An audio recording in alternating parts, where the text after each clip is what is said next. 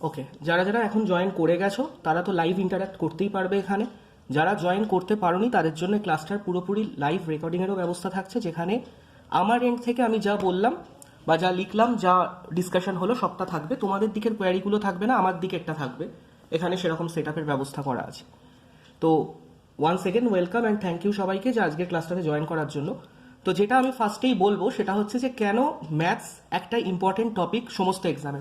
তোমাদের মধ্যে এখানে অনেকেই আছো যারা গ্র্যাজুয়েট বা অনেকে গ্র্যাজুয়েশনের অ্যাপিয়ারিং, হয় ফাইনাল সেমে পড়ছো বা এখন সবে শুরু করেছো ফার্স্ট সেম সেকেন্ড সেম। তো তোমরা বিভিন্ন কম্পিটিটিভ এক্সামের ভ্যাকেন্সি আসে সেগুলো নিশ্চয়ই দেখো, বা বিভিন্ন কম্পিটিটিভ এক্সামের সিলেবাসটা সম্পর্কেও তোমরা অনেকে দেখেছো, এবং তোমাদের মধ্যে অনেকেই আছো যারা তারা এক্সামে বসেওছো, বিভিন্ন গ্র্যাজুয়েট লেভেল বা এইচএস লেভেল বা হায়ার সেকেন্ডারি হোক বা মাধ্যমিক লেভেলের হোক এক্সামে বসেছো। তো সেখানে দেখবে একটা টপিক সমস্ত সময় কনস্ট্যান্ট থাকে, দ্যাট ইজ ম্যাথামেটিক্স।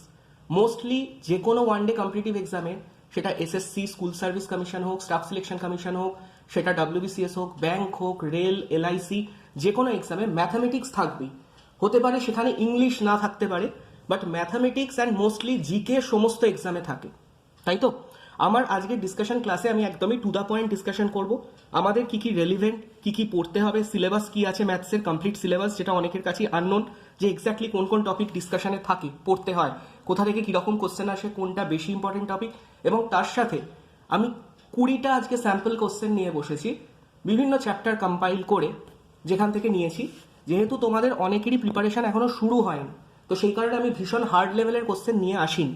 এবং আমি নিজেও এটা মনে করি যে ভীষণ হার্ড লেভেলের কোশ্চেন করলেই যে পারা যায় এমন নয়। ইজি বেসিক লেভেলের কোশ্চেনের বেসিকটা আগে জানা থাকলে দেন সেখান থেকে হার্ড লেভেল বা অ্যাডভান্স লেভেলের কোশ্চেন সমস্তটা তুমি করতে পারবে। এটা যে কেউ না কেউ, যে কোনো কারোর জন্য হতে পারে, সে ম্যাথস ব্যাকগ্রাউন্ডের হোক বা নন ম্যাথস ব্যাকগ্রাউন্ডের হোক, সে আর্টস ব্যাকগ্রাউন্ডেরও হোক। এখানে আমরা ম্যাথমেটিক্সটা এমনভাবে সলভ করব যে যেখানে ম্যাথস ব্যাকগ্রাউন্ড বলে আলাদা কিছু ফিচার বা স্পেশালিটি কিছু পাবো না। কোনো রকম স্পেশালিটি বা ফিচার এখানে থাকবে না যে আমি ম্যাথস ব্যাকগ্রাউন্ডে। হতে পারে তার কিছু কনসেপ্ট ক্লিয়ার থাকতে পারে, বাট এমনভাবে শিখবো যাতে নন ম্যাথস ব্যাকগ্রাউন্ডরাও এক্স না ধরে, 100 না ধরে, ফর্মুলা মুখস্থ না করে যাতে কন্টিনিউ করতে পারে। তো সমস্ত ডিসকাশন হবে। আমি মোটামুটি বলে দিচ্ছি প্রথমেই যে আজকে আমাদের কি কি ডিসকাশনের প্ল্যানিং আছে।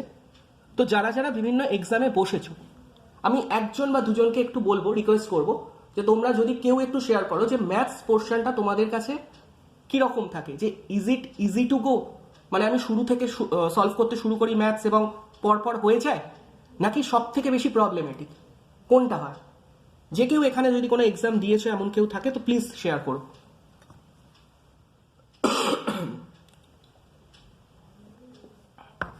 যে কেউ করতে পারো, যদি কেউ বসে থাকো কোনো এক্সামে।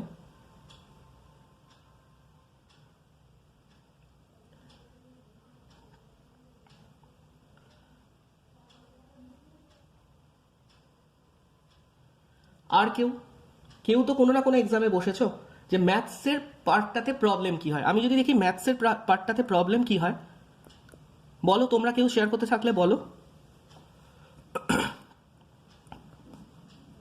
বলো বলো, নিশ্চিন্তে বলো।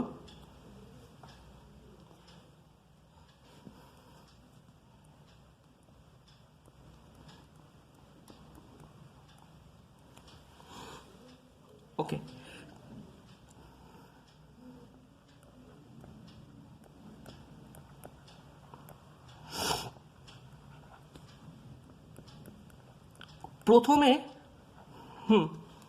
প্রথমেই আমরা যদি দেখি ম্যাথসে যে প্রথম প্রবলেমটা আসে সেটা হচ্ছে আন্ডারস্ট্যান্ডিং এর প্রবলেম, যে কোশ্চেনটা পড়ে বুঝতে পারা।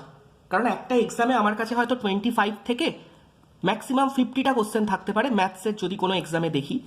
মোস্টলি এসএসসির যে সিজিএল বা সিএইচএসএল যে এক্সামগুলোর কথা মেনশন করলো, আমি সেগুলোর কথাও বলবো আলাদা করে, বা ডব্লিউবিসিএসও যদি হয়, সেখানে 25টা 30টা কোশ্চেন থাকলো, দ্যাটস ইট। কিছু কিছু এক্সামে 50টা কোশ্চেনও থাকে। আর মেন্স লেভেলের এক্সামে তো 100টা কোশ্চেন থাকবে ম্যাথসের, এসএসসির মেন্সের। তো সেখানে টাইম কিন্তু আমার জন্য আনলিমিটেড থাকে না। তো লিমিটেড টাইমে আমি যখন কোশ্চেনগুলোকে ফেস করি, the first problem that we face, যেটা আমরা প্রথমেই ফেস করি, সেটা কি প্রবলেম হয় না, সেটা হয় আন্ডারস্ট্যান্ডিং। অল্প সময়ের মধ্যে কোশ্চেনটা পড়ে কোশ্চেনটাতে কি বলছে সেটা বুঝে নিয়ে দেন সেটা সলভ করা, এটা একটা টাইম কনজিউমিং ব্যাপার হয়ে দাঁড়ায়, এবং আমরা অনেক সময় সেটা করে উঠতে পারি না।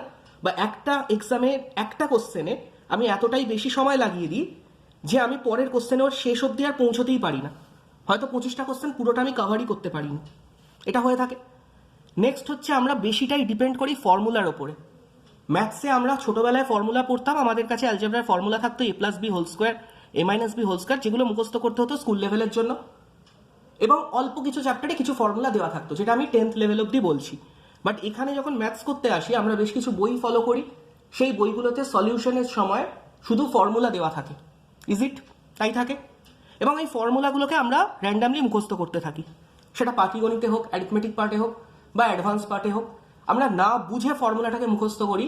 এবং হোয়াট হ্যাপেন্স ইন দ্য এক্সামে যেটা প্রবলেমটা হয় হচ্ছে যে এই ফর্মুলাটা অ্যাপ্লাই হবে নাকি হবে না, সেটা তখন আমরা অ্যাসেস করতে পারি না, এবং হয় আমরা টাইম ওয়েস্ট করি বা করলেও ভুল করি। তার মানে আমার দরকার একটা ফর্মুলা ফ্রি অ্যাপ্রোচ। এবার আমি কি করি, এক্স বা 100 ধরে যখন প্রবলেম সলভ করতে শুরু করি, তাতে প্রবলেমটা তো সলভ হয়, তাতে প্রবলেম সলভ হয়ে যায় এক্স বা 100 ধরে যদি আমি সলভ করতে শুরু করি। বাট তাতে সমস্যাটা কি হয়, ইট বিকামস টাইম কনজিউমিং। এটা এতটাই টাইম কনজিউমিং হয়ে যায় যে আমার সেক্ষেত্রে অন্য অঙ্কগুলো করাতে তার এফেক্টটা পড়ে। একটা প্রবলেম সলভ করতেই আমি 1 থেকে 1.5 মিনিট টাইম লাগিয়ে ফেলি। এই 1 থেকে 1.5 মিনিটটা আমাকেই ব্যাকফায়ার করে কীরকম, যে পিছনের দিকের অঙ্ক পর্যন্ত আমি পৌঁছতে পারি না। হয়তো লাস্টের দিকে 20-21-এ কিছু এমন অঙ্ক ছিল যেগুলো এমন প্রবলেম ছিল আমার জানা, বা যেগুলো কম্পারেটিভলি কম টাইমে হবে, কিন্তু প্রথমের ওই 1-2-3 গুলোতে করতে আমি এত টাইম লাগিয়ে ফেলেছি যে লাস্টের পোর্শনের অঙ্কে আমি পৌঁছতে পারিনি। অ্যান্ড থার্ড কি হয়, ল্যাক অফ প্র্যাকটিস। আমরা শিখে তো নিই বিভিন্ন কোচিং ইনস্টিটিউটে, বা আমরা নিজেরাও বাড়িতে প্র্যাকটিস করি, বাট আমরা ল্যাক অফ অ্যাকচুয়াল প্র্যাকটিস, যেটা আমার দরকার, বা পারফেক্ট প্র্যাকটিসটা আমি করি না। আমরা কি করি, আমরা আমাদের স্যার বা ম্যাডাম বা কোনো কোচিং ইনস্টিটিউটে অনলাইন কোনো ক্লাস আমি কিনে নিয়েছি, পেইড কোর্স, সেখানে একটা টপিকের 80টা 100টা কোশ্চেন করানো হলো। এই 80-100-র মধ্যে আমি প্রথমে তো জানি না যে কোনটা রেলিভেন্ট বা কোনটা প্রিভিয়াস ইয়ারে আসছে। আমি রেলিভেন্ট নন রেলিভেন্ট সব কোশ্চেন যা করালো একদম ধরে মুখস্থ করে নেওয়ার মতো শিখে নিলাম, এবং এই 80-100টা কোশ্চেনেরই সেম প্যাটার্নের কোশ্চেন প্র্যাকটিস করতে থাকলাম।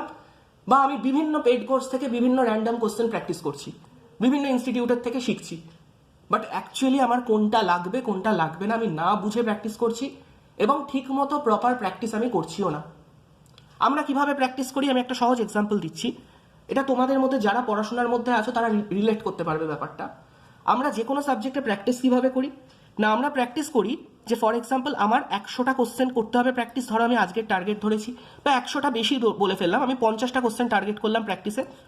আমি বই খুললাম, যে কোনো একটা প্রিভিয়াস ইয়ারের বই নিলাম, ম্যাথসের কথাই বলছি, তার একটা ফার্স্ট চ্যাপ্টারে দেখলাম রয়েছে ফার্স্ট চ্যাপ্টার নাম্বার সিস্টেম, কি ফার্স্ট চ্যাপ্টার দেখলাম দেওয়া আছে পার্সেন্টেজ। ঠিক আছে, এই চ্যাপ্টারগুলো অনেকেই দেখে থাকবে, শিখেওছে অনেকে ভালো করে। তো আমরা যখন প্র্যাকটিস করতে বসি, আজকে ডে 1 30th জানুয়ারি, আমি প্র্যাকটিস শুরু করি প্রথমেই কি পার্সেন্টেজের 50টা কোশ্চেন করে নিলাম। ডে 2তে বসলাম, ধরো 31 তারিখ, আমি আবার পার্সেন্টেজের 51 থেকে 100 অব্দি করে নিলাম। এবার ধরো পার্সেন্টেজের 200টা কোশ্চেন আছে, 4 দিনে শেষ করে নিলাম। পঞ্চম দিন 5th ডেতে আমি বসলাম, নেক্সট চ্যাপ্টার ফর এক্সাম্পল রেশিওর 50টা কোশ্চেন করে নিলাম। এতে কি হয়, কোনো একটা চ্যাপ্টার আমি প্র্যাকটিস করছি, এবং করতে করতে যখন ধরো আমি 30th বা 35th ডেতে গেলাম আমার কনস্ট্যান্ট স্টাডিতে, তখন আমি কিন্তু পার্সেন্টেজের চ্যাপ্টার একটাও আর প্র্যাকটিস করছি না, যেটা আমার শেষ হয়ে গেছে সেটাকে নিয়ে আমি আর বসছি না। তখন আমার হয়তো চ্যাপ্টার চলছে, ফর এক্সাম্পল জিওমেট্রি চলছে, কি আমার হয়তো অ্যালজেব্রা চলছে, আমি সেটার তখন 50টা কোশ্চেন করতে ব্যস্ত। এবার আমাকে একটা কথা বলো, এক্সামে কি আমার শুধুই জিওমেট্রির 50টা কোশ্চেন আসবে, বা শুধুই পার্সেন্টেজের 50টা কোশ্চেন আসবে? কখনোই আসবে না। আমার এক্সামে 50টা কোশ্চেন বা 25টা কোশ্চেন যে আসবে, সেটা কমসে কম 20 থেকে 22টা চ্যাপ্টারের মধ্যে থেকে আসবে। হয়তো একটা দুটো চ্যাপ্টারে 2টো করে কোশ্চেন আসতে পারে, টোটাল 25টা কোশ্চেন। তার মানে আমাদের প্র্যাকটিসের একটা প্যাটার্নে চেঞ্জ দরকার। আমরা যেভাবে প্র্যাকটিস করে আসছি সেই প্র্যাকটিস এখন চলবে না। আমাদেরকে যদি এক্সামের মতো করে রেডি হতে হয়, তো মক টেস্ট দেওয়ার আগেও, মক টেস্টে পরে বসবো, তার আগে আমাকে কি করে প্র্যাকটিস করতে হবে না, আমাকে প্র্যাকটিস করতে হবে, আমি একটা শিডিউল বানালাম যে আমি সপ্তাহে 7 দিনের মধ্যে প্রথম 3 দিন বা অল্টারনেট ডেতে বানালাম যে মানডে, ওয়েডনেসডে, ফ্রাইডে, আর এদিকে টিউসডে, থার্সডে আর স্যাটারডে, এরকম আমি একটা শিডিউল বানালাম যে এই দিন এই 12টা চ্যাপ্টার কি এই 15টা চ্যাপ্টার থেকে প্রত্যেকটা থেকে 2টো করে 30টা কোশ্চেন করবো, বাকি এই দিন অন্য 12টা কি 15টা চ্যাপ্টার থেকে দুটো করে নিয়ে 30টা কোশ্চেন করব। তো এতে আমার লাভটা কি হবে নিজেরাই বলো। এতে আমার লাভটা যেটা হবে, আমি যখন এক্সামে বসবো তখন আমার একটা পার্টিকুলার চ্যাপ্টার থেকে যেহেতু কোশ্চেন আসে না, কোশ্চেন সবসময় মিক্সড চ্যাপ্টার থেকে আসে, তো মিক্সড চ্যাপ্টারের প্র্যাকটিসটা প্রথম থেকে শুরু হবে। অবভিয়াসলি আমাকে তার জন্য সিলেবাস কমপ্লিট করতে হবে। তো সিলেবাস চলাকালীন আমি কি করে প্র্যাকটিস করব? সিলেবাস চলাকালীন আমি প্র্যাকটিসটা করব হচ্ছে যেভাবে আমরা করি সেভাবে, যেভাবে আমরা ট্র্যাডিশনালি করে আসছি সেভাবে। যে চ্যাপ্টারটা চলছে তখন সেই চ্যাপ্টারেরই প্র্যাকটিস করব। কোথাও শিখলাম, বাড়িতে প্র্যাকটিস করলাম, শিখছি, বাড়িতে প্র্যাকটিস করছি। কিন্তু যেই আমার সিলেবাস শেষ হয়ে যাচ্ছে তারপরে আমার প্র্যাকটিসের প্যাটার্ন এটা হওয়া উচিত। আমি কি বোঝাতে পারছি সবাইকে প্র্যাকটিস কি করে করতে হয়? আর এইভাবে কেউ প্র্যাকটিস করো কিনা বা করতে শুরু করেছো কিনা, এটা হচ্ছে একটা কথা। এভাবে করাটা সবার আগে দরকার, কারণ মিক্সড প্র্যাকটিস ছাড়া এক্সামে আমরা ট্যাকেল করতে পারবো না সমস্ত রকম চ্যাপ্টারকে। নেক্সট কথা, আমরা যখন ম্যাথস নিয়ে বসি আমরা প্রথমেই একটা কথা ভেবে নিই যে আমাকে যেন সমস্ত ম্যাথস সমস্ত মানে একদম ক্যাট লেভেল অবধি শিখতে হবে, এবং আমি এটা ভাবি না যে আমার এক্সামে কি ধরনের কোশ্চেন আসছে। তো সবার আগে আমার দরকার, আমি যে এক্সামে বসছি আমি যদি সমস্ত এক্সামের জন্য প্রিপারেশন নিই, কি আমি ধরো শুধু এসএসসি এক্সামের প্রিপারেশন নিচ্ছি, আমি শুধু ডাব্লিউবিসিএস এর প্রিপারেশন নিচ্ছি, তো আমি যে এক্সামের প্রিপারেশন নিচ্ছি সেই এক্সামের লেভেলটা আমার আগে জানা দরকার। তো সেটা থেকে আমি কি করে জানবো যে কি কি এক্সামে কোশ্চেন আসে, বা আমি যে এক্সামটা দিচ্ছি তাতে কি কি পেপারের কোশ্চেন আসে, সেটা আমাকে জানতে হেল্প করবে previous year question. Previous year question, কারণ প্রিভিয়াস ইয়ার কোশ্চেন থেকে আমি একটা প্যাটার্ন জানতে পারবো, এবং শুধু প্রিভিয়াস ইয়ার কোশ্চেন করবো না, তার সাথে আমি তারপর মডেল কোশ্চেন সলভ করা শুরু করব বা আরো অন্য কোশ্চেন সলভ করা শুরু করব। বাট যে প্যাটার্নটা আমি ফলো করব সেই প্যাটার্নটা কি হওয়া উচিত, যে এক্সামে বসছি সেই এক্সামের ফার্স্ট আমাকে প্রিভিয়াস ইয়ারের নলেজটা দরকার। Is that clear? তো আমি এসএসসি এক্সামে বসছি, আমি দেখতে পাচ্ছি যে আমি এসএসসি সিজিএল এর একজন অ্যাসপিরেন্ট, আমি গ্র্যাজুয়েট হয়ে গেছে আমার, আমি এসএসসি সিজিএল এক্সামে বসি বা আমি সিএইচএসএল এক্সামে বসি। 2016 অব্দি এসএসসি সিজিএল সিএইচএসএল এর প্যাটার্ন একরকম ছিল। 2017 হঠাৎ করে অ্যাব্রাপ্ট চেঞ্জ হয় প্যাটার্নে, এবং তারপর 2018 থেকে টিসিএস এক্সাম নিচ্ছে। আমি একটা এক্সামকে ধরে বলছি, দেন ডাব্লিউবিসিএস এর কথাও বলবো। তো 2018 থেকে যে প্যাটার্নটা ফলো হয়েছে, 18, 19 এবং এই 20 যে এক্সাম যতদূর অব্দি হয়েছে, 22 এখন জানুয়ারি অব্দি 20 এক্সামই চলছে, 21 এখনো ডেট আসেনি, 21 সবে ফর্ম ফিল আপ হলো।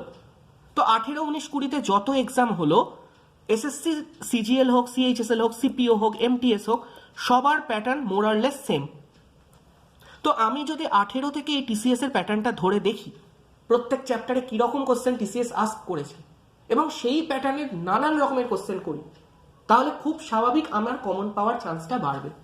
তো এখানেই রোল হচ্ছে প্রিভিয়াস ইয়ার কোশ্চেনে। আমি এখনো দেখবো অনেক ছেলে মেয়ে প্র্যাকটিস করে, তারা 2010, 2011 লেভেলের কোশ্চেন প্র্যাকটিস করতে শুরু করে, দেন 2018, 19 আসে। আমি আগে 2010-11 করবো না বলছি না, করবো, বাট আগে আমি লেটেস্ট প্যাটার্ন ফলো করব। আগে লেটেস্ট প্যাটার্নটা পুরোটা কমপ্লিট হয়ে যাবে, আমি না দেখে যে কোনো লেটেস্ট প্যাটার্ন শিখে গিয়ে করতে পারছি, দেন আমি সলভ করা শুরু করব আরও পিছনে গিয়ে, যেগুলো আমার নিজের আরও প্র্যাকটিসে কনফিডেন্স বাড়বে বা আমার নলেজ আরও বাড়বে, বা আমি আরও ম্যাথসের টেকনিকগুলো ইজিলি আমি ক্যাপচার করতে পারবো যে হ্যাঁ এভাবে এটা হবে। দেন আমি যাব অন্য কোনো প্র্যাকটিস পেপারে মক টেস্ট দিতে। আমি প্রথমেই বসে গেলাম একটা ক্যাটের বই কিনে ক্যাটের লেভেলের বড় বড় কোশ্চেন সলভ করতে, তো সেটা এখন আসছেই না। মাঝে একবার 2017 এক্সামে সেই টাইপের কোশ্চেন এসেছিল, বাট তারপর থেকে আর আসেনি। তো এটাকে আমি ফার্স্ট প্রায়োরিটিতে দেবো না, এটা আমার একদম লিস্ট প্রায়োরিটিতে থাকবে। যেটা লেটেস্ট ট্রেন্ড আমি সেটাকে ফলো করব। কারণ একটা কথা বোঝো, ধরো তুমি 2020 অব্দি প্রিপারেশন নিয়ে গেলে প্রিভিয়াস ইয়ারে, হঠাৎ করে 21-এ তোমার একদম নিউ প্যাটার্ন চলে এলো। তো এই নিউ প্যাটার্নটা শুধু তোমার একার জন্য নতুন আসবে না, এটা 99% স্টুডেন্টের জন্যই নতুন আসবে, এবং ওভারঅল অ্যাটেম্পটই সবার কম হবে। কথাটা বোঝা যাচ্ছে? তো আমি এই ক্যাট করছি না বা 2010-11 করছি না এমন কথা কিন্তু নয়। আমার একটা প্রেফারেন্স সেট আছে যে আমি কখন কোনটা করব।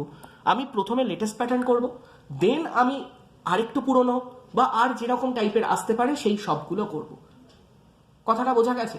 আমাদের ইনস্টিটিউটের যে স্টুডেন্টরা রিসেন্টলি মেন্সে বসলো, গতকাল মেন্সের এক্সাম ছিল এসএসসি সিজিএল এর, তারা প্রচুর কমন পেয়েছে এবং করতে পেরেছে। তাদের অ্যাটেম্প্ট 92 অব্দি হয়েছে আউট অফ 100 ম্যাথসে। কেন হয়েছে? কারণ আমরা প্রথমেই জোর দিয়েছি 2018 থেকে 2020 এই পেপারের প্যাটার্নটাকে পুরো ফলো করার। কথাটা বোঝা যাচ্ছে? আমরা শিখেছি যে কোনো একটা টপিক এবং তার লেটেস্ট প্যাটার্নটাকে ফলো করেছি। এবার 92 যে অ্যাটেম্প্ট করে এসছে বা 93 যে অ্যাটেম্প্ট করে এসছে, এবার ডিপেন্ড করছে তার অ্যাকিউরেসি লেভেল, যে সে কতগুলো ঠিক করে আসতে পেরেছে। এমনও হলো যে 92 সে বলছে আমাকে করেছি, কিন্তু সে 75টাই ঠিক করেছে, 17টা ভুল করেছে। সেটা তার এন্ড থেকে ভুল, কারণ সে অ্যাকিউরেসি মেনটেন করতে পারেনি। কিন্তু 92 বা 93টা অ্যাটেম্প্ট করে আসার মানে হচ্ছে যে প্রিপারেশনটা তার ঠিক ছিল, সে জানতো যে কি কোশ্চেন আসবে, বা সে যখন এক্সাম দিচ্ছে তার মনে পড়ছে যে হ্যাঁ এই এক্সামের এই কোশ্চেনটা আমার সেম প্যাটার্নের অন্য ফিগার বা অন্য ডিজিট দেওয়া আছে, আমি করে এসেছি। তো এটা তোমাদের সাথেও হবে।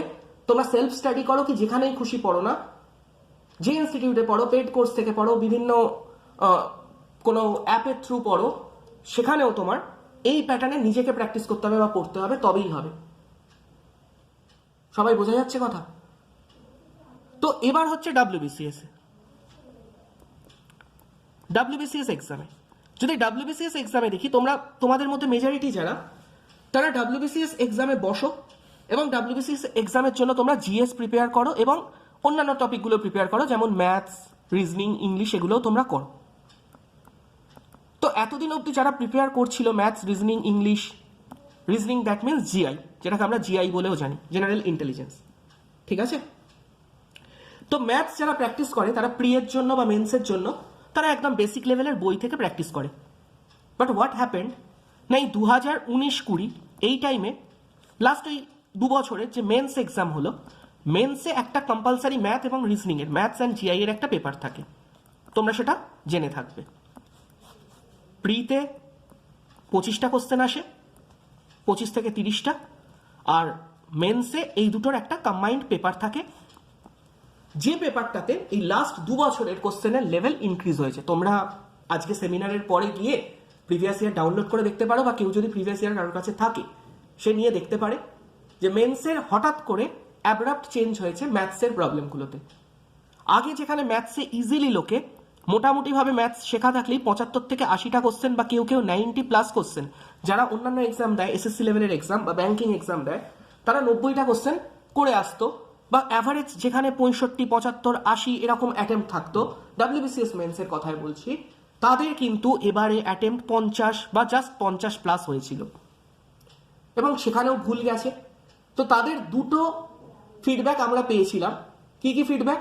একটা ফিডব্যাক ছিল যে করতে গিয়ে প্রচুর টাইম লাগিয়ে ফেলেছি এবং আমাদের কোশ্চেনগুলো নতুন লেগেছে, আগে যেরকম একরকম কোশ্চেন আসতো সেরকম আসেনি।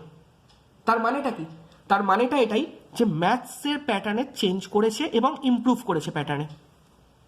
স্টুডেন্টরা যেটা এতদিন শিখে আসতো যে বেসিক প্রফিট অ্যান্ড লস শিখে চলে গেলাম, বেসিক প্রফিট অ্যান্ড লস থেকেই মোটামুটি 6টা কোশ্চেন আসতো কি 8টা কোশ্চেন আসতো, এবারে সেখানে বেসিক প্রফিট অ্যান্ড লস থেকে এসছে 2টো কোশ্চেন, অ্যান্ড ডিসকাউন্ট বেসড যেটা একটু কঠিন কোশ্চেন সেরকম এসছে 4টে।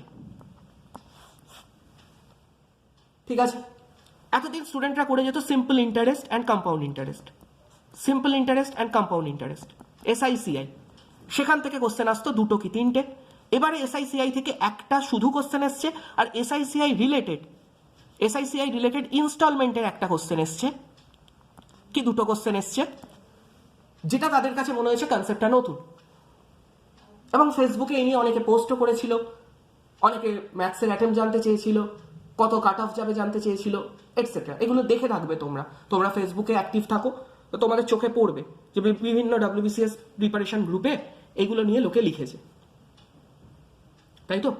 তো তোমরা যারা প্রিপারেশন নিচ্ছ তোমরা সব থেকে ভালো বলতে পারবে, বা যারা প্রিপারেশন শুরু করেছো, যে এই আলাদা থাকার কারণটা, মানে আলাদা আসলে যে কোশ্চেন একটু অ্যাব্রাপ্ট চেঞ্জ হয়েছে, প্যাটার্নে চেঞ্জ হয়েছে, তো সেখানে অ্যাটেম্প্ট কমে যাওয়ার কারণটা কি? অ্যাটেম্প্ট কমে যাওয়ার কারণটা হচ্ছে আমাদের প্রপারলি শেখাটা হয়নি। আমরা প্রথমেই আমি যেটা একটা কাজ করছি, আগে আমাদের সিলেবাসটা নিয়ে একটু ডিসকাস করে নিচ্ছি, যে এক্সাক্ট সিলেবাস কম্পিটিটিভ ম্যাথসে, আমি যদি কম্পিটিটিভ ম্যাথসে দেখি আমাদের কি কি চ্যাপ্টার শিখতেই হবে টোটাল কম্পিটিটিভ ম্যাথসে, সেটা আমি বলে দিচ্ছি।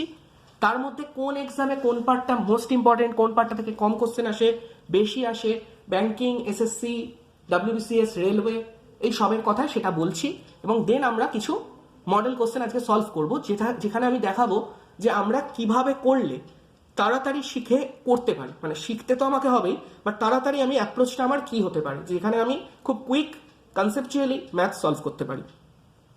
ঠিক আছে, তো আমাদের সিলেবাসটা যদি আমরা আগে দেখি,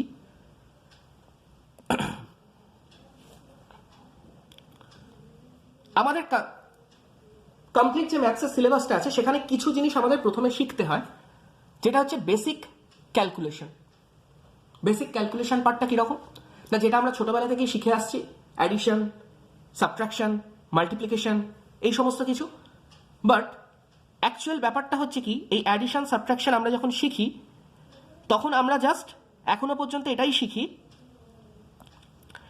যে আমরা সেখানে হাতে গুনে গুনে যোগ করি, বিয়োগ করি। আমরা এখন ডিরেক্ট মুখে মুখে বলে দিতে পারি 5 + 7 কত, 12।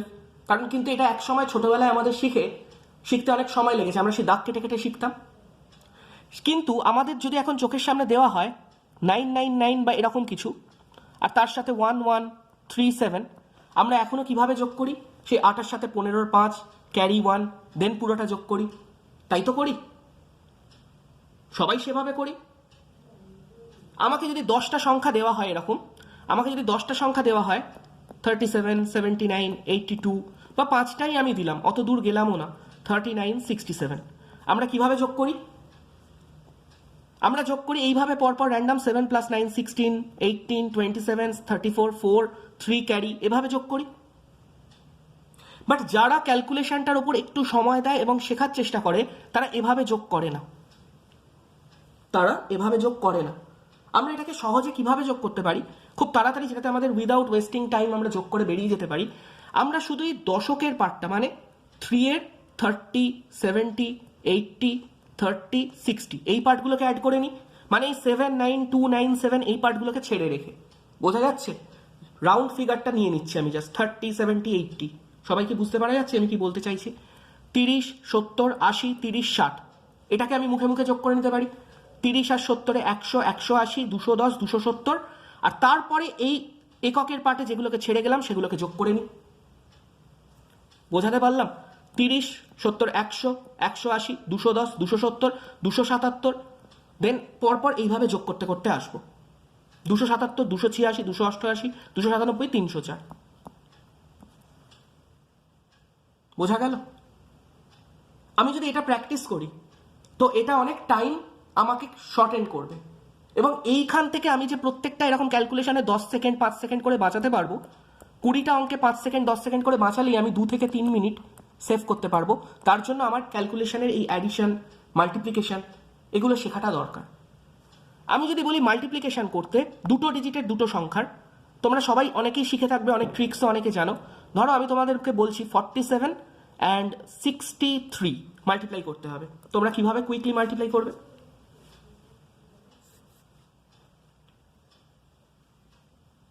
হাতে রেখে ওরকম যোগ না করে।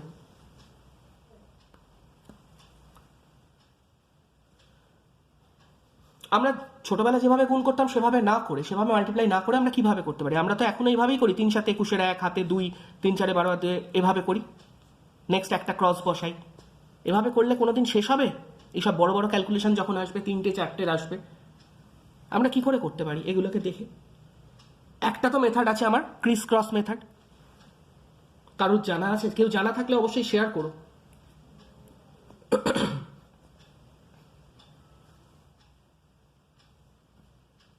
কারোর জানা নেই এখানে?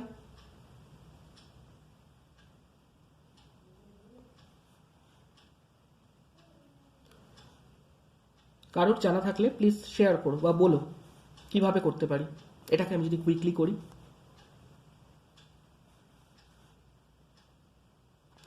দেখো আমরা ক্রিস ক্রস মেথডে কিভাবে করতে পারি এটাকে কুইকলি মাল্টিপ্লাই। না, আমি প্রথমে 3 আর 7 মাল্টিপ্লাই করব। 3 7 বা 3 7 21-এর 1, 2টাকে হাতে রেখে দেবো। এবার এই যে দেখো আমি লিখেছি 47 আর 63, এটা প্র্যাকটিস করলে তাড়াতাড়ি হবে। এখন প্রথম মতো হয়তো প্রথমে এটা মনে হবে যে অনেক টাইম কনজিউমিং হলো। আমি এই দুটোকে ক্রিস ক্রস গুণ করব, মানে 3 4-এ 12 আর 6 7-এ 42। ক্রিস ক্রস মানে 3-এর সাথে এদিকে 4, 6 7 7, 3 4 12, 6 7 42, এই দুটোকে যোগ করব। এই পার্টটুকু কিন্তু আমি চাইলে ভার্বালি বা ওরালি করতে পারি, মুখে মুখে এইটুকু পার্ট করা সম্ভব। এই দুটোকে যোগ করলে কত এলো? 54, তাই তো? 54 আর হাতে 2 আছে, সেটা মিলে কত এলো? 56 এর 6 নামলো, হাতে 5 রয়ে গেল। এবার এই 6 4 24 আর 5 29, আনসার বসাতে পারলাম। আমি আরো দেখাচ্ছি। আমাকে ধরো দিয়েছে, আগে 2 ডিজিটেরই দেখাচ্ছি আমি, 79 অ্যান্ড ধরো আমাকে দিয়েছে 57। মাল্টিপ্লাই করতে আমি কুইকলি কি করে মাল্টিপ্লাই করতে পারি? 7 9 63 3, 63 এর 3, 6 আমার ক্যারি রইল হাতে, 7 7 49 আর 5 9 45, এই তিনটেকে অ্যাড করে নেব।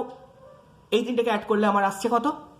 100, 100 এর 0, 10 রইল আমার হাতে ক্যারি, 5 7 35 আর 10 45। করতে পারলাম আমি তাড়াতাড়ি মাল্টিপ্লাই। এবার এটা যখন আমি ধীরে ধীরে স্পিড বাড়াবো, ধীরে ধীরে আমি যখন এটা স্পিড বাড়াবো বা প্র্যাকটিস করতে থাকবো, তবেই এটা আমার তাড়াতাড়ি হবে। প্রথমবার শিখলে আমার মনেই হবে যে এটা অনেক টাইম লাগছে, এটা এমনি গুণ করার থেকে বেশি টাইম লাগছে, কারণ আমি ফার্স্ট টাইম শিখছি। সেই কথাই যে 5 আর 7 যোগ করতে একসময় ছোটবেলায় আমার 12 বার করতেও অনেক টাইম লাগতো, বাট এখন কি লাগে? লাগে না। আই হোপ আমি কথাগুলো বোঝাতে পারছি সবাইকে যে কোথায় আমরা ল্যাগ করি, ক্যালকুলেশনে ল্যাগ করি। আরও আমি দেখাবো পরপর এক এক করে। তো সিলেবাসটা প্রথমে ডিসকাশন করে নিই কিছুটা, তাহলে বোঝাতে সুবিধা হবে। স্কোয়ার রুট বার করাও আমি কিছু দেখাবো, স্কোয়ার কি করে তাড়াতাড়ি বার করতে পারি। ডেসিমাল ফ্র্যাকশন রিলেটেড কিছু প্রবলেম, যেগুলো আমাদের তার বেসিকটা জানতে হয়, যে ডেসিমাল ফ্র্যাকশন বা ডেসিমালের রেকারিং ডেসিমাল কি করে সলভ করতে হয়। যেমন 0.3 রেকারিং, মানে রেকারিং আমরা শিখেছিলাম ছোটবেলায়, পৌনঃপুনিক, দ্যাট ইজ 0-র পরে 3টা পরপর রিপিট হচ্ছে, রিপিটিং ডেসিমাল বা রেকারিং ডেসিমাল। এটাকে যদি সলভ করতে হয়, কি করে সলভ করতে হয় বা কিভাবে এগোতে হয়? নাম্বার সিরিজ, এগুলো কিছু বেসিক চ্যাপ্টার যেগুলো জানাটা দরকার এবং যেগুলো যে কোনো এক্সামে আসে। এরপর চলে আসছে আমাদের ম্যাথসের দুটো পার্ট মেনলি থাকে, একটা পার্ট অ্যারিথমেটিক পার্ট, একটা অ্যাডভান্স পার্ট। যদি আমি দেখি অ্যারিথমেটিক আর অ্যাডভান্স পার্টসে দুটো পার্টে কি কি কোশ্চেন থাকে বা কি কি টপিক থাকে, টপিকগুলো পরপর আমি এখানে লিখেছি, তোমরা পরপর দেখতে পারো। আমাদের দুটো মেন চ্যাপ্টার থাকে অ্যারিথমেটিকে, একটা হচ্ছে পার্সেন্টেজ আর একটা রেশিও।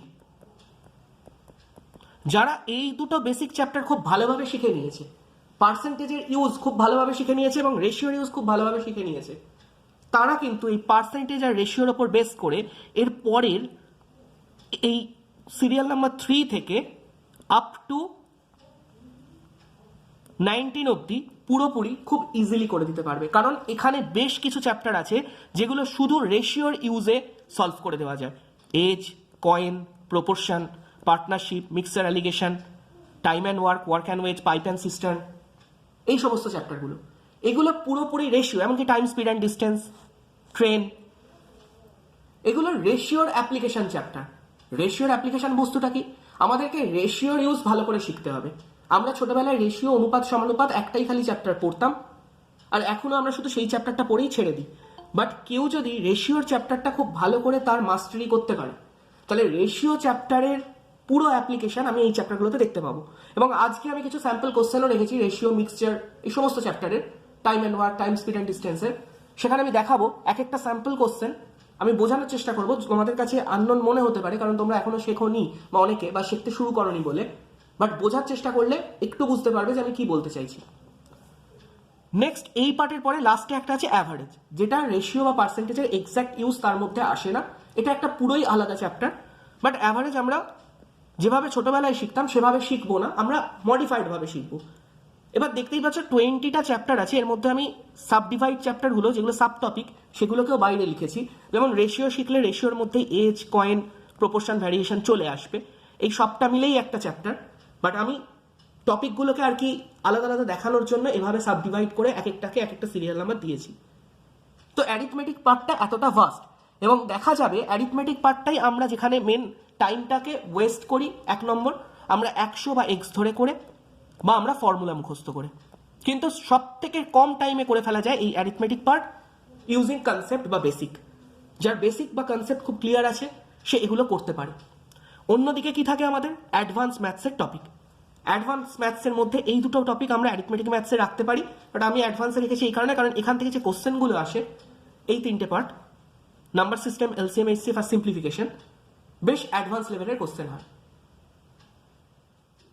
এছাড়া অ্যাডভান্স ম্যাথসে কি থাকে? জিওমেট্রি। জিওমেট্রির মধ্যে সাব ডিভাইড করা গেলে একটা লাইন অ্যাঙ্গেলস রিলেটেড কোশ্চেন, দেন ট্রায়াঙ্গেল, ত্রিভুজ, চতুর্ভুজ, কোয়াড্রিল্যাটারাল, পলিগন, বহুভুজ, সার্কেল, বৃত্ত, এই সমস্ত কিছুর প্রত্যেকটা জিওমেট্রিক্যাল ফিগার, এদের প্রপার্টি আমাদের জানতে হয়। এদের প্রপার্টিজ, ডিফারেন্ট প্রপার্টিজ আছে এদের, এবং সেই প্রপার্টিজগুলোর ইউজেস, বিভিন্ন প্রবলেমে এদের ইউজেস। এছাড়া মেনসুরেশনের দুটো চ্যাপ্টার আছে। পরিমিতি, ক্লাস 10 অবধি আমরা এই চ্যাপ্টারগুলো শিখেছি, পরিমিতির চ্যাপ্টার। তো মেনসুরেশনের চ্যাপ্টারে 2D অ্যান্ড 3D। মেনসুরেশন 2Dতে আমরা দেখেছি এই 2 ডাইমেনশনাল ফিগারগুলো থাকে, যেমন rectangle, square, circle, semi circle. আর 3Dতে থাকে 3 ডাইমেনশনাল ফিগারগুলো, যেমন কিউব, কিউবয়েড, ঘনক, আয়তঘনক, স্ফিয়ার, গোলক, এগুলো। এছাড়া আছে algebra, coordinate geometry, trigonometry. Trigonometry বেশ হাই লেভেলের কোশ্চেন যদি আমি দেখি আসে। কোন এক্সামে কি আসে আমি বলছি সবই। Height and distance trigonometry related একটা চ্যাপ্টার, যেখানে ট্রিগোনোমেট্রির বেসিক ফাংশনগুলো আমাকে জানতে হবে হাইট অ্যান্ড ডিস্টেন্স সলভ করার জন্য। এছাড়া কোয়াড্রেটিক ইকুয়েশন, যেটা অ্যালজেব্রা জানার পর শেখা হয়। ডেটা ইন্টারপ্রিটেশন একটা মাস্ট ডু চ্যাপ্টার, যেটা ব্যাংকিং, এসএসসি, রেলওয়ে এবং যে কোনো এক্সামে ভীষণভাবে এ থেকে কোশ্চেন আসে। ইনইকুয়ালিটি শুধুমাত্র ব্যাংকিং এক্সামের জন্যই বেশিটা ইম্পর্টেন্ট এই চ্যাপ্টারটা। এছাড়া কখনো কখনো এইগুলো চ্যাপ্টারের কিছু, এই দুটো চ্যাপ্টারের প্রবাবিলিটি, পারমুটেশন, কম্বিনেশনের খুব বেসিক লেভেলের কিছু কোশ্চেন লাগে, খুব বেসিক, জাস্ট বেসিক কিছু ফাংশন বা ফর্মুলা আমাদের জানতে হয় বা কনসেপ্ট জানতে হয়, খুব ডিটেলস আমাদের লাগে না। তো এবার যদি দেখা যায় যে এই অ্যাডভান্স আর অ্যারিথমেটিক পার্টের মধ্যে, এই অ্যারিথমেটিক পার্টের যে টপিকগুলো, এনি এক্সাম, যে কোনো এক্সামে এই টপিক থেকে কোশ্চেন থাকেই থাকে, সেটা এসএসসি এক্সাম হোক, ব্যাংকিং এক্সাম হোক, ডাব্লিউবিসিএস এক্সাম হোক, এই পার্টের কোশ্চেন যে কোনো এক্সামে আমরা পাবোই। তার মানে এই অ্যারিথমেটিক পার্টটা আমাদের মাস্ট ডু পার্ট। যে কেউ পড়াশোনা করো, সেলফ স্টাডি করো বা যেখানে কোথাও করো, অ্যারিথমেটিক পার্টটা হচ্ছে সব থেকে ক্রুশিয়াল, কারণ এটা যে কোনো এক্সামে আসবেই আসবে। অ্যাডভান্সের মধ্যে number system, LCM, HCF, simplification, এই তিনটে পার্টও যে কোনো এক্সামে আমি দেখতে পাবো, আসবেই আসবে। তাহলে কোন টপিকগুলো? যদি জিওমেট্রি দেখি, মেনসুরেশন দেখি, mensuration 3D, algebra, coordinate geometry যেমন এসএসসির এক্সামে আগে আসতো, রিসেন্ট টাইমে আসে না। এখন রিসেন্ট টাইমে বেশ কিছু এক্সাম মানে খুব কম আসছে এলেও। And height and distance, quadratic equation, এই চ্যাপ্টারগুলো যেগুলো আমি দেখতে পাচ্ছি কি অ্যাডভান্সের, এগুলো শুধুমাত্রই দেখতে পাবো আমরা এসএসসির বিভিন্ন এক্সামে আসে।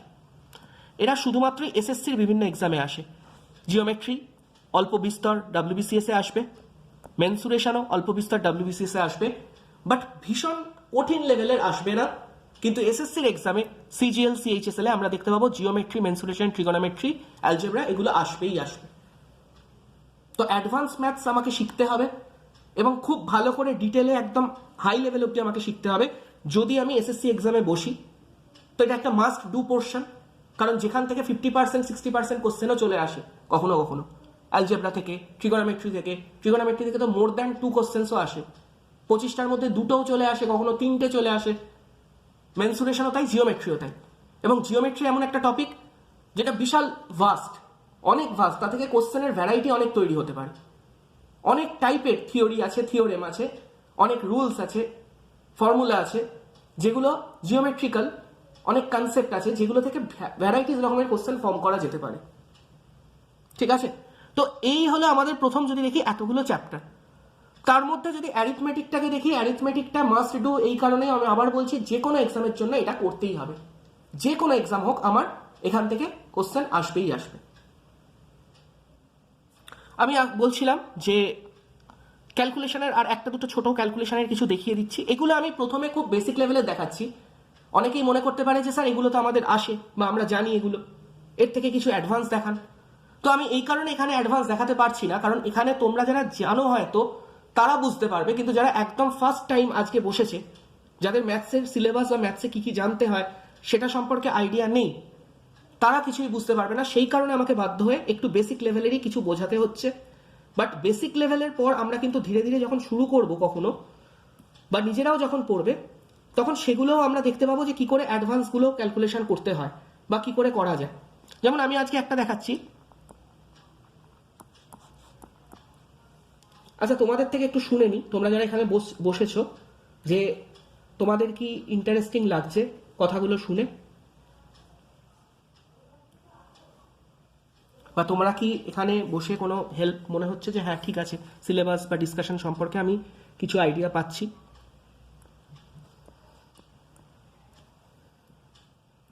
ওকে, দেখো, ধরো আমাকে 103 এর স্কোয়ার করতে দিল, আমাকে 108 এর স্কোয়ার করতে দিল। আমরা স্কোয়ার করার অনেক টেকনিক আছে, সেগুলো বলবো।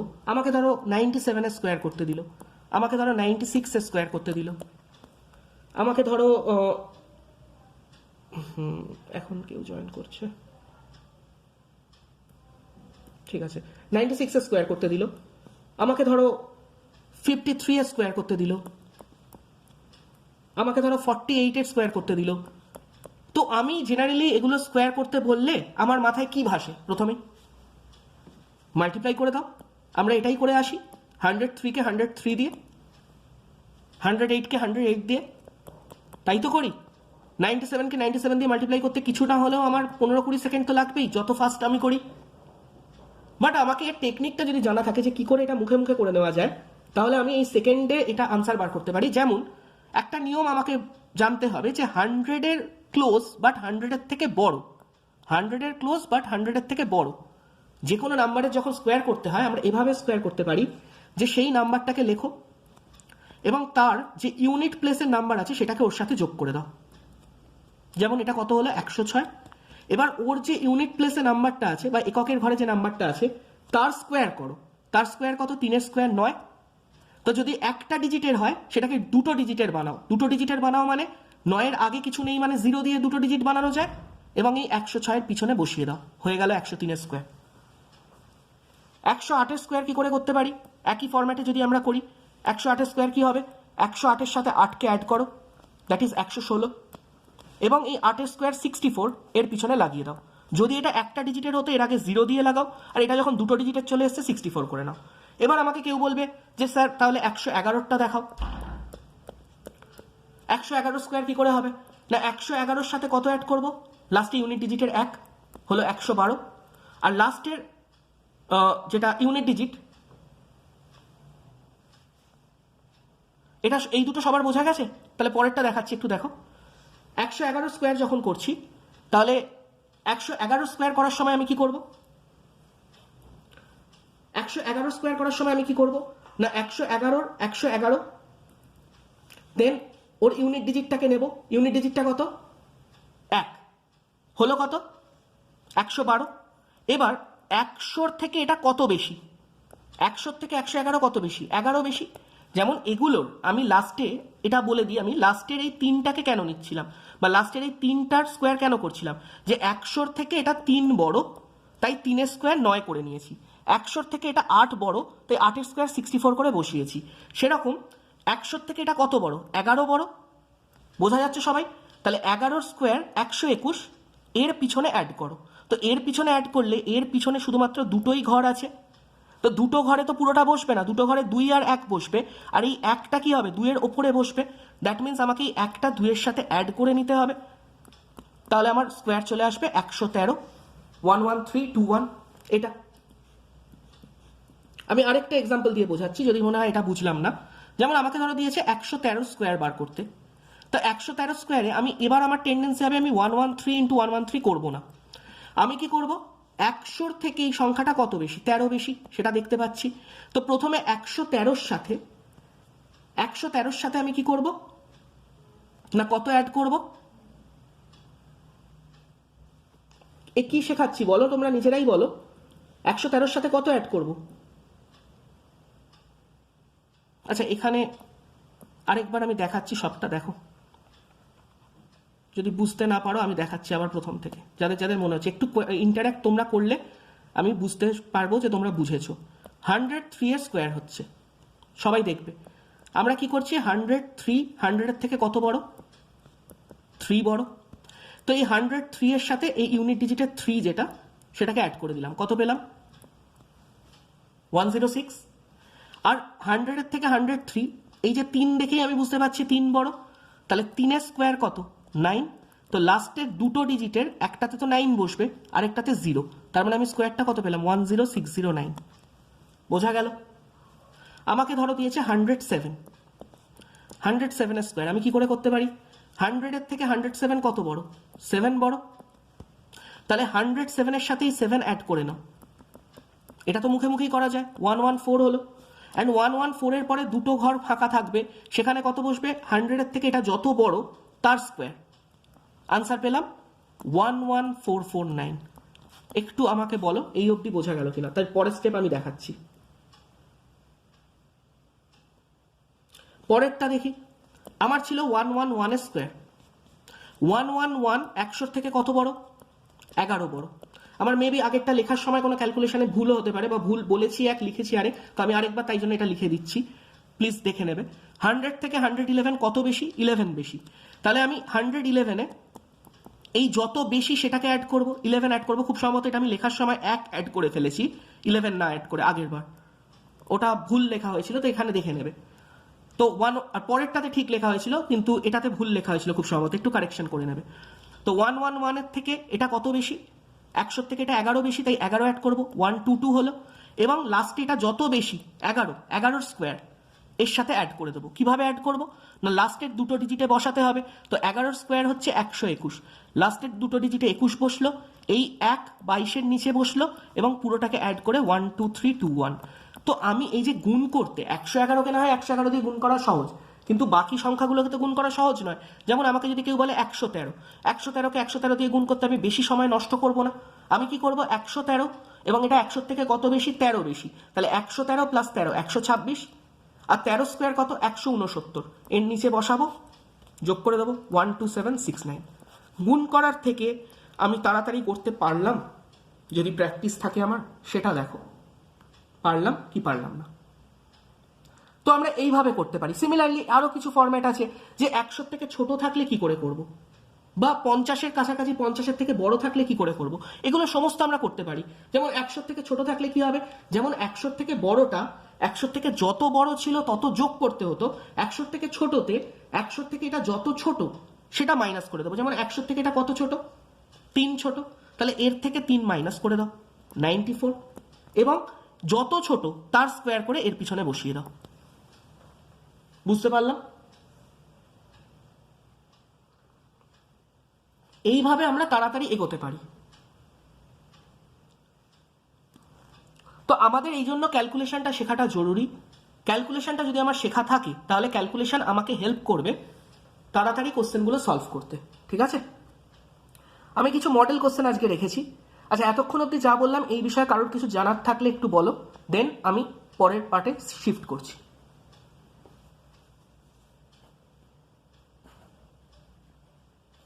কারোর কিছু জানার থাকলে, কারোর কিছু বলার থাকলে। হ্যাঁ,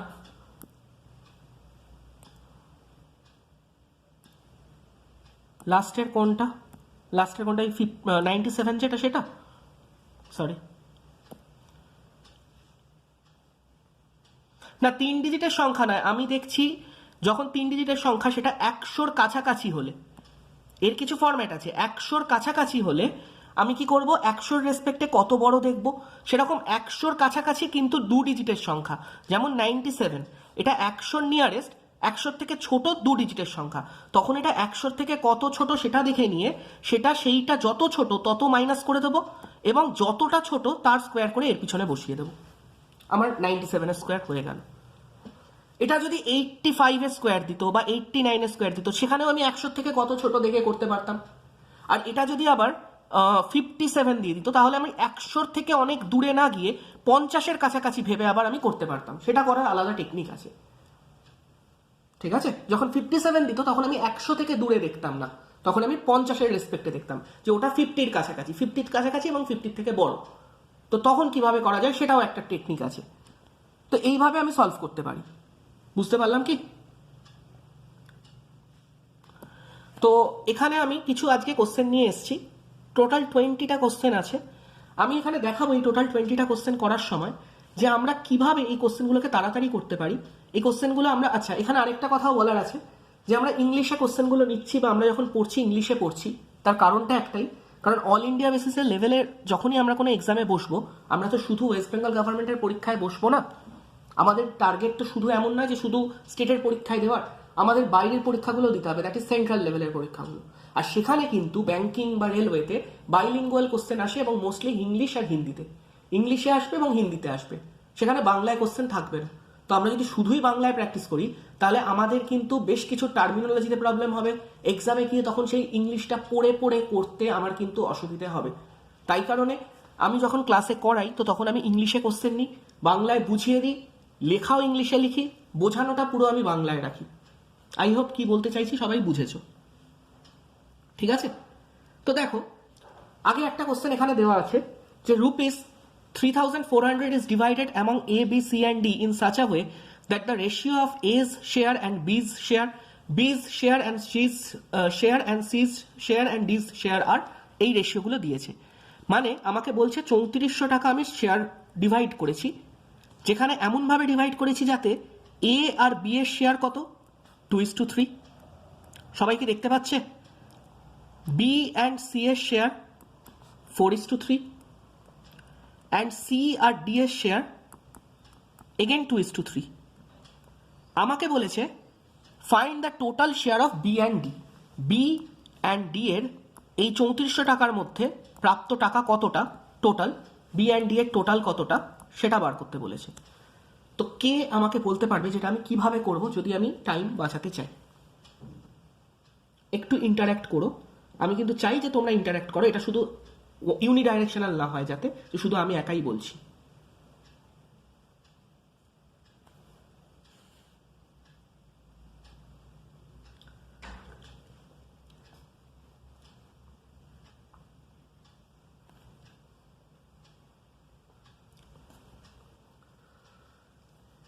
আচ্ছা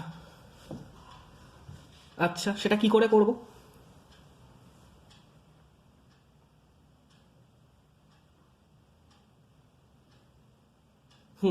এটা হবে রেশিও মার্চ করা। রেশিও মার্চ করা মানে আমি বেসিক মেথডে করব না, অনেকে বেসিক মেথড এটা করতে শুরু করবে যে এ আর বি 2:3, বি আর সি হচ্ছে 4:3, তো দুটোর মধ্যে থেকে আগে বি কে কমন করি, বি কে সেম বানাতে যাব, বি কে সেম বানিয়ে দেন তার রেসপেক্টে এ কে বানাও সেম, সি কে বানাও সেম। সেটা করলে টাইম কনজিউমিং ভীষণ রকমের হবে, যেটা আমি কমপ্লিট করতে পারবো না। একটাকে ম্যাচ করবো তো আরেকটা হাতের বাইরে চলে যাবে। তো এটা তার জন্য করার আমার টেকনিক কি, সবাই একটু দেখো। আজকে তো সমস্ত চ্যাপ্টার একসাথে শিখে দিতে পারবো না, কিন্তু কিছু স্যাম্পল আমি দেখাতে পারি, তো সেটা আমি দেখানোর চেষ্টা করছি কিভাবে করতে পারি, দেখবে একটু। ফর এক্সাম্পল আমি এ ইস টু বি কত দেওয়া আছে, 2:3, বি ইস টু সি 4:3। তো এ ইস টু বি এর যে ভ্যালুটা দেওয়া আছে সেটা এ আর বি এর নিচে বসালাম, বি ইস টু সি কোথায় বসালাম 4:3 এর নিচে, এবং সি ইস টু ডি কোথায় বসালাম এর নিচে 2:3, এইভাবে। এটাই ও বলতে চাইছিল, তাই তো? এবার আমি কি করতে পারি, এবার যেটা নেই আমি পর পর আমি হরাইজেন্টালি বা রো ওয়াইজ সেই নাম্বারটাকে রেপ্লিকেট করব। যেদিকে যেটা নেই, ডান দিকে 3-এর পাশে খালি আছে দুটো, তো দুটো 3 রেপ্লিকেট করব। এখানে 3-এর পাশে খালি আছে 3 রেপ্লিকেট করব। এখানে 4-এর পাশে খালি আছে 4 রেপ্লিকেট করব। এখানে 2-এর পাশে খালি আছে 2 রেপ্লিকেট করব। করলাম, এবং কলাম ওয়াইজ বা ভার্টিক্যালি আমি এদেরকে এবার মাল্টিপ্লাই করে দেবো। দ্যাট ইজ এ কত হলো, এটা কাটাও যায়, এদের নিজেদের মধ্যে কাটা যায়, বাট আমি আগে সেটা কাটছি না, আমি আগে এদেরকে মাল্টিপ্লাই করে দিচ্ছি, এ বি সি ডি। তাহলে এ কত পেলাম 16, এইভাবে আমি বের করে নিতে পারি A is to B is to C is to D কত, 24, 18 অ্যান্ড 27। তার মানে আমি কি পেয়ে গেলাম দেখো, উইদিন আমি 3 থেকে 5 সেকেন্ডসের মধ্যে A is to B is to C is to D এর এই ভ্যালুটা বার করে নিতে পারলাম। এবার আমাকে যদি বলে যে কোনো কারোর ভ্যালু বার করতে, আমি ইজিলি এখান থেকে কি করে বার করতে পারবো, যে 4 জনের টোটাল ভ্যালু হচ্ছে এটা, এর হচ্ছে 16 ইউনিট, বি এর 24 ইউনিট, সি এর 18 ইউনিট, ডি এর 27 ইউনিট। তার মানে 4 জনের টোটাল কত ইউনিট, 16 প্লাস 24 প্লাস 18 প্লাস 27, এত ইউনিট, তাই তো? আমি এটা তাড়াতাড়ি যোগ করে নিতে পারি, এবং এটা যোগ করলে কত আসবে, 85 ইউনিট। 4 জনের এলো 85 ইউনিট। এই যে 4 জনের 85 ইউনিট এলো সেটাই কত টাকা ডিভাইড করা হয়েছে 4 জনের মধ্যে? 3400। তাহলে আমি বলতে পারি এই 85 ইউনিটটাই হচ্ছে 3400। কথাটা বোঝা গেল সবার? 4 জনে যত যত রেশিও এলো সেটা যোগ করে আমার আসছে 85 ইউনিট। আর এই 85 ইউনিট 4 জন মিলে পেলো, কোশ্চেনে কত দেওয়া আছে? সবাই মিলে 4 জন মিলে কত পায়? 3400 টাকা। তাহলে 85 ইউনিটের ভ্যালু যদি 3400 হয়, তাহলে সেখান থেকে আমি 1 ইউনিটের ভ্যালু বের করে নিতে পারি। 1 ইউনিটের ভ্যালু হয়ে যাবে 40 টাকা যদি আমি ক্যালকুলেট করি। এবং আমাকে কি জানতে চেয়েছে? আমাকে জানতে চেয়েছে বি অ্যান্ড ডি এর শেয়ার কত। তো বি 24, ডি 27, তাহলে টোটাল 51 ইউনিটের ভ্যালুটা আমার দরকার। বি প্লাস ডি মানে আমার 51 ইউনিটের ভ্যালুটা দরকার। তাহলে 1 ইউনিটের ভ্যালু যদি 40 হয়, 51 ইউনিটের ভ্যালু কত হয়ে যাবে? 51 ইন্টু 40, দ্যাট ইজ 2040। বোঝাতে কি পারলাম? তো আমরা এভাবে করতে পারি যদি আমার মনে হয় আমি রেশিওতে সলভ করছি। আমি আরও কোশ্চেন এনেছি, পরপর কিছু দেখাবো। এটা জাস্ট কিছু স্নিপেটস বলতে পারো যে আমরা একটা চ্যাপ্টারকে ফার্স্ট করব কি অ্যাপ্রোচে। যারা এটা শিখেছে বা যারা এভাবে প্র্যাকটিস করে, they are on the right track. But যারা এখনো এক্স ধরে 100 ধরে করছেও বা এই ধরনের অঙ্কে যারা এক্স লাগাচ্ছে, they are not on the right track. পরের কোশ্চেন আমাকে এটা বলছে ₹11500 has to be divided between x, y, z such that x gets 4/5 of what y gets and y gets 2/3 of what z gets। 11,500 টাকা তিনজনের মধ্যে আমি divide করছি x Y Z এর মধ্যে। কি হিসেবে ডিভাইড করছি না, এক্স পায় 4/5 of y and y gets 2/3 of z। আমাকে কোশ্চেনে জানতে চেয়েছে how much more does Z gate over x. Z x এর থেকে ইন রুপিস টাকায় কত বেশি পায়। এটাও আমি ইজিলি রেশিও থ্রু কিভাবে করতে পারি না, আমি প্রথমে এই যে দুটো কন্ডিশন আছে এখান থেকে x is to y bar করে নিতে পারি। আমি এখান থেকে দেখতে পাচ্ছি যে এক্স ইস টু ওয়াই কি করে বেরোবে, এক্স ইস টু ওয়াই কি বেরোবে, 4:5 বেরোবে। কেন না, এক্স ইকুয়ালস টু 4/5y, তাহলে এক্স বাই ওয়াই কত হয়ে যাবে 4/5। তাহলে এক্স ইস টু ওয়াই কত এলো, 4:5 এলো। আর সিমিলারলি ওয়াই বাই জেড কত হয়ে যাচ্ছে 2/3। তাহলে ওয়াই ইস টু জেড কত পেয়ে যাবো আমি, 2:3। এই দুটো ভ্যালু পেলাম এখান থেকে। যে দুটো আমাকে কন্ডিশন দেওয়া আছে সেখান থেকে এক্স আর ওয়াই এর রেশিও 4:5 আর ওয়াই আর জেড এর রেশিও 2:3 আমি বার করে নিতে পারছি ইজিলি। সবাইকে এটুকু বোঝা গেল? এগুলো তো ছোটবেলাতেও শিখতাম, এ বি এর রেশিও কি করে বার করতে হয় একটা কন্ডিশন থেকে। এবার আমার দরকার x is to Y is to Z এর রেশিওটা। তাহলে আবার আমি কি করব, এই দুটো রেশিওকে মার্জ করতে পারি। একদিকে আমি এক্স ইস টু ওয়াইটাকে বসালাম, দ্যাট ইজ 4:5। আরেকদিকে আমি ওয়াই ইস টু জেডটাকে বসালাম, দ্যাট ইজ 2:3। ওয়াই এর নিচে ওয়াই, জেড এর নিচে জেড। কি শিখিয়েছি এক্ষুনি, যে যেটা নেই বলো বল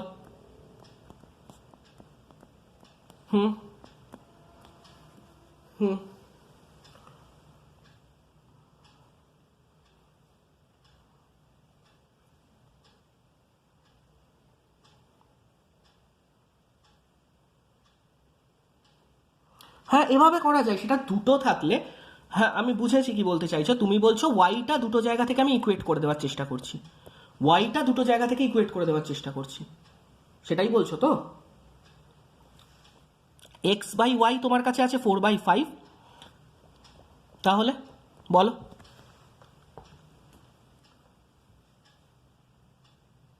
হুম হুম হুম হুম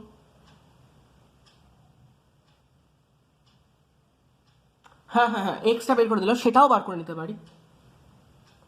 হ্যাঁ সেটা করা যায়।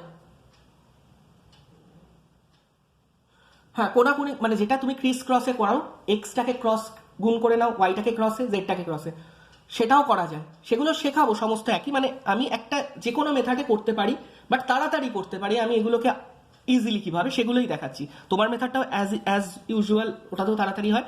তো আমি এই যেটা পেলাম 8:10:15, এখান থেকেও পেয়ে গেলাম রেশিওগুলোকে মার্চ করে। তো আমি কি দেখতে পাচ্ছি, এক্স এর থেকে জেড আমার হিসেবে কত বেশি।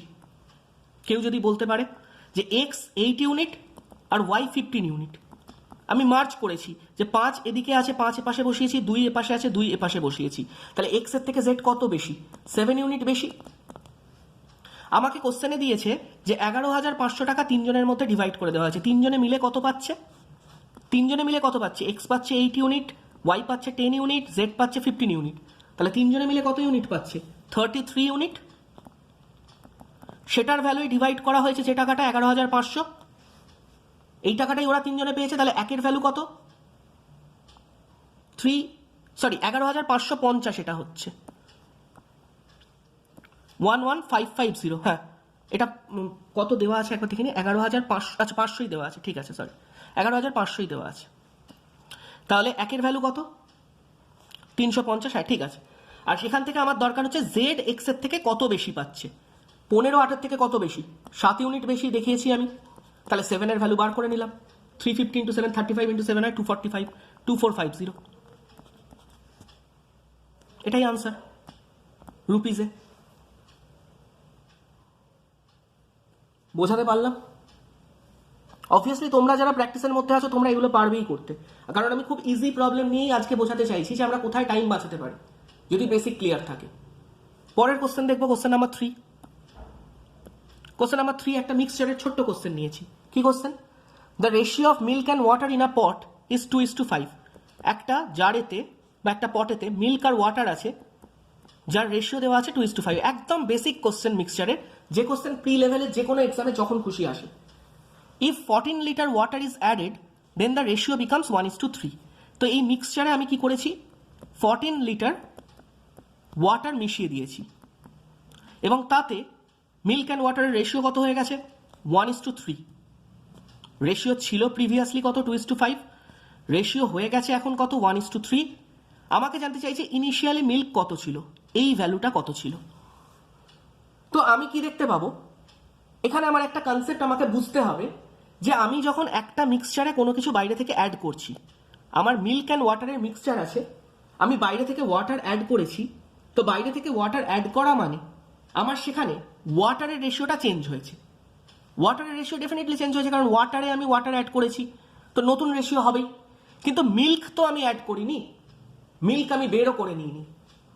মিল্কের যে কোয়ান্টিটি ইনিশিয়ালি আর এখন, সে দুটো তো সেম থাকা উচিত। ওয়াটারের সাথে মিশে আছে, দ্যাট আই আন্ডারস্টুড, বাট মিল্কের যে ইন্ডিভিজুয়াল কোয়ান্টিটি সেটা কি বাড়বে কমবে? বাড়বে কমবে না, কারণ আমি মিল্কের কোনো চেঞ্জ করিনি। কথাটা কি পরিষ্কার সবার কাছে? আমরা যদি ট্র্যাডিশনালি এই অঙ্কটা করতাম, আমরা কিভাবে করতাম? আমরা ট্র্যাডিশনালি অঙ্কটা করলে আমরা ঠিক এইভাবে করতাম। আমরা বলতাম মিল্ক আর ওয়াটার কত আছে? 2:5। তো আমি মিল্ককে নিয়ে নিতাম কত? 2x, এবং ওয়াটারকে নিতাম কত? 5x। আমি এইভাবে প্রসিড করতাম। মিল্ককে নিতাম 2x, ওয়াটারকে নিতাম 5x, এবং সেখানে দেন আমি এটা দেখতাম যে 2x মিল্ক রইল, ওয়াটার 5x রইল। মিল্কে কিছু চেঞ্জ করিনি, বাট ওয়াটারে আমি কি অ্যাড করেছি? না, আমি 14 লিটার ওয়াটার অ্যাড করেছি। তাহলে 2x ওপরে সেম আছে, বাট নিচের 5x এ আরো 14 অ্যাড হলো। এবার নতুন রেশিও কত হয়ে গেছে মিল্ক অ্যান্ড ওয়াটারের? আমাকে বলেছিল 1:3, তাহলে মিল্ক 1, ওয়াটার 3। এবং এটাকে তারপর ক্রস মাল্টিপ্লাই করতাম, করে আমার আনসার বার করতাম যে এক্স এর ভ্যালু কত। এক্স এর ভ্যালু আসতো 14, এবং সেখান থেকে ইনিশিয়াল মিল্কের কোয়ান্টিটি 2x, তাহলে 2x এর ভ্যালু ছিল 28 লিটার। এটা আমি বার করতাম। খুব ভালো, এটা আমি বার করতে পারবো। বেসিক মেথডও আমার মনে হলো না অতটা কঠিন। কেন মনে হলো না? কারণ কোশ্চেনটা একদমই বেসিক লেভেলের ছিল। সব থেকে ফার্স্ট কোশ্চেন মিক্সচারে ঢুকলে, মিক্সচারের চ্যাপ্টারে সব থেকে ফার্স্ট কোশ্চেন মেবি এটাই হয়। আনসার দিচ্ছিল একটু আগে, আমি প্রত্যেকের নাম তো দেখতে পাচ্ছি না, জাস্ট তোমাদের ভয়েসগুলো শুনতে পাচ্ছি। তো যে আনসার দিচ্ছিলে একটু বলবে যে এইভাবে এটা করা যায়, বাট এটা খুবই বেসিক মেথড, এটা আমরা করব না। আমরা কিভাবে করব এটা? আমরা কিভাবে করব যে বলো।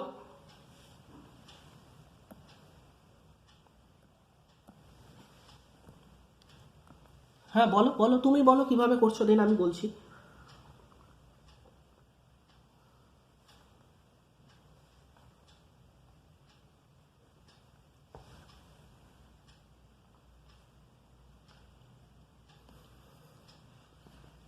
হুম,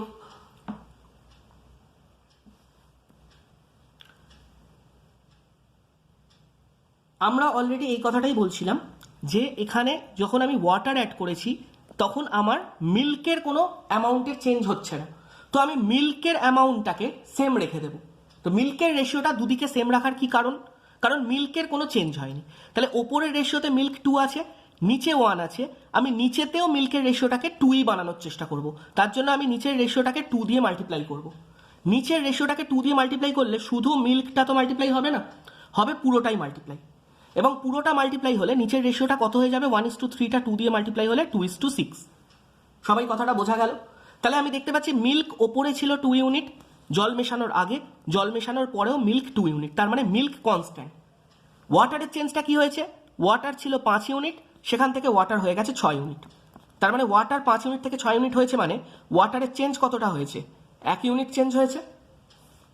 1 ইউনিট চেঞ্জ ওয়াটারের যেটা হয়েছে সেটাই হচ্ছে 14 লিটার ওয়াটার যেটা আমি অ্যাড করেছি, তাই তো? 1 ইউনিট যে চেঞ্জটা হয়েছে সেটাই হচ্ছে 14 লিটার যে ওয়াটার আমি অ্যাড করেছি। তাহলে 1 ইউনিটের ভ্যালু যদি 14 লিটার হয়, আমাকে জানতে চাইছে মিল্কের ইনিশিয়াল কোয়ান্টিটি। প্রথমে মিল্ক কত ছিল? তা প্রথমে মিল্ক কত ছিল? 2, দেখতে পাচ্ছি 2। তাহলে 2 ইউনিটের ভ্যালু কত হয়ে যাবে? 28 লিটার। তো এইটা আমি বোঝাতে এত টাইম লাগলো, বাট যখন এই ধরনের কোশ্চেন এক্সামে আসবে, যেমন আমি একটা রেখেছি তোমাদের জন্য সেম আরেকটা কোশ্চেন, যেখানে মিল্ক আর ওয়াটারের রেশিও দেওয়া আছে ইনিশিয়ালি 2:3, আমাকে বলছে 6 লিটার ওয়াটার আমি সাবট্রাক্ট করে দিয়েছি, and then ratio becomes 5:7, ratio হয়ে গেছে 5:7। তাহলে ইনিশিয়াল কোয়ান্টিটি অফ মিল্ক কত ছিল? তো দেখো এটা আমরা কিভাবে কুইকলি করে নিতে পারবো। আমরা এক্স ধরবই না, আমার এক্স মেথডে যাওয়ারই দরকার নেই। আমি কি করে করতে পারবো যে ওয়াটার চেঞ্জ হয়েছে, ওয়াটার আমি বের করেছি, তাহলে ওয়াটারের চেঞ্জ হয়েছে, কিন্তু মিল্কে আমি কোনো চেঞ্জ করিনি, না মিল্ক অ্যাড করেছি না সাবট্রাক্ট করেছি। তাহলে দুটো জায়গায় মিল্ককে আমি সেম রাখার চেষ্টা করব। তো দুটো জায়গায় মিল্ককে সেম রাখতে গেলে এখানে 2 আছে, এখানে 5 আছে, তাহলে ওপরেরটাকে 5 দিয়ে মাল্টিপ্লাই করতে হবে, নিচেরটাকে 2 দিয়ে মাল্টিপ্লাই করতে হবে। এটুকু কি সবাই বোঝা যাচ্ছে এখন যেটুকু বলার চেষ্টা করছি? তাহলে ওপরেরটাকে যদি 5 দিয়ে মাল্টিপ্লাই করি তাহলে কি হয়ে যাবে? ওপরে একা মিল্ক তো মাল্টিপ্লাই হবে না, পুরো রেশিওটাই মাল্টিপ্লাই হবে। তাহলে আমার নতুন রেশিওটা কি হয়ে যাবে? মিল্ক অ্যান্ড ওয়াটারের 5 দিয়ে মাল্টিপ্লাই হলে 10:15, আর নিচের রেশিওটাকে আমি 2 দিয়ে মাল্টিপ্লাই করলাম 10:14। কেন এরকম হলো? দেখো আমার দুটো জায়গাতেই মিল্কটা কনস্ট্যান্ট 10-10। দুটো রেশিওকে আমি এই কারণে ইকুয়েট করার চেষ্টা করলাম মিল্কের পার্টটাকে। মিল্কের পার্টটা সেম হওয়া মানে কি? কেন আমার মিল্ক কোনো চেঞ্জ হয়নি, তাহলে মিল্কের পার্ট সেম থাকা উচিত, যেটা আমি ম্যাথমেটিক্যালি করলাম। ওয়াটারে চেঞ্জ হয়েছে, দেখো ওয়াটার 15 ইউনিট থেকে 14 ইউনিট হয়ে গেছে, তাহলে ওয়াটার কতটা কমেছে? 1 ইউনিট সাবট্রাক্ট হয়েছে। আর এই 1 ইউনিট যেটা সাবট্রাক্ট হয়েছে সেটাই কোশ্চেনে বলে দিয়েছে 6 লিটার ওয়াটার। তাহলে যেটা 1 ইউনিট সেটাই আমার 6 লিটার ওয়াটার। আর 1 ইউনিট যদি 6 লিটার ওয়াটার হয় তাহলে ইনিশিয়ালি মিল্ক কত ছিল? আমার এই রেশিওটা নিয়ে আমি আর এখন ক্যালকুলেট করবো না, কারণ এই রেশিওটাকে আমি মডিফাই করে নিয়েছি। নতুন রেশিও আমার এগুলো 10:15 আর 10:14। তাহলে 1 ইউনিটের ভ্যালু যদি 6 লিটার হয়, ইনিশিয়ালি মিল্ক কত? 10 ইউনিট, দ্যাট ইজ 60 লিটার। এই যে এত লিখলাম, এক্সামে এত কিছু লেখারও দরকার পড়বে না। যার এই কনসেপ্টটুকু শেখা হয়ে গেছে সেটা ইজিলি করে দেবে, সেটা ইজিলি করে দেবে। এখানেই আমি বাকিদের থেকে পিছিয়ে যাচ্ছি, কারণ আমি এই কনসেপ্টগুলো এখনো শিখিনি। পরের কোশ্চেনে আসছি। মিক্সচারের আরেকটা কোশ্চেন নেওয়া হয়েছে।